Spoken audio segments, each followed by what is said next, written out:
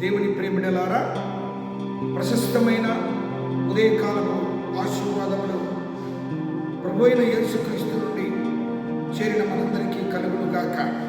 దేవుని బిడ్డలారా, భక్తునికి భగవంతునికి ఉండవలసినటువంటి బంధము సంబంధము ఎలాగ ఉండాలి అంటే, అబ్రహాము దేవునికి కలిగిన బంధములాగా ఉండాలి. అబ్రహాము సొదొమ గొమొర్రా విషయంలో దేవుడు తీసుకున్న నిర్ణయాన్ని బట్టి దేవుని అబ్రహాము అడుగుచున్నాడు, అయ్యా, సొదొమ గొమొర్రాను నాశనం చేస్తున్నా, అందులో 50 మంది నీతిమంతులు ఉంటే నువ్వు నాశనం చేయకుండావా? నీతిమంతులను బట్టైనను ఆ పట్టణాన్ని నువ్వు కాపాడాలి కదా. మరి దుష్టులతో లేక పాపముతో చేసిన వారు నీతిమంతులు చనిపోవలనా అని ఒక ధైర్యముగా దేవునితో మాట్లాడిన గొప్ప భక్తుడు అబ్రహాము.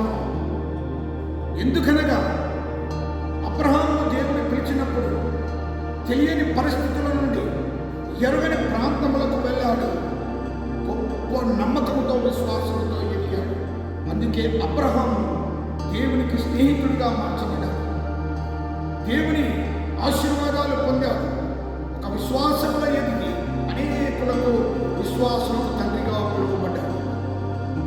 భక్తునిగా జీవించినటువంటి మనం, లేక విశ్వాసిగా జీవించినటువంటి మనం, దేవుని బిడ్డలుగా జీవించినటువంటి మనము దేవునితో తెగించి మాట్లాడాలి అంటే అబ్రహాము లాంటి పరిపూర్ణమైన విశ్వాసం, గొప్ప నమ్మకము కలిగి దేవునితో మాట్లాడగలిగినటువంటి శక్తి సామర్థ్యము దేవుని బిడ్డలమైన మనము పొందాలి. అబ్రహాముతో దేవుడు ఎంతో నెమ్మదిగా సమాధానముగా మాట్లాడి అబ్రహాము అడిగిన ప్రతి ప్రశ్నకు సమాధానమిస్తూ కాపాడతా అన్నాడు. కానీ అబ్రహాము అడిగిన ఏ ప్రశ్న కూడా అనువైన రీతిలో ఆ సొదొమ గొమొర్రా పట్టణంలో ఒక్కరు లేరు.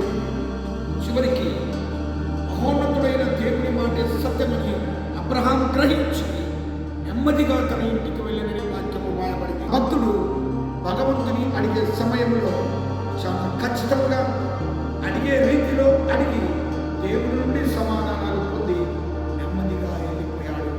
దేవుని బిడ్డ, దేవుడిని అడుగుచున్నాం. దేవుని అడిగే సమయంలో దేవుని సమాధానం వచ్చి ఆ సమాధానాలు నిజమనే వరకు అబ్రహాములాగా చివరి వరకు నువ్వు వేచి ఉంటున్నావా? అబ్రహాములాగా చివరి వరకు నువ్వు వేచి ఉంటే సత్యము నీకు తెలుస్తుంది. ఆ సమాధానం నిజమా అవునా కాదా అని నెమ్మది పొంది నీ గృహానికి వెళ్ళడానికి ఉదయకాల సమయమందు దేవుడు నీకు సహాయం చేయునుగాక.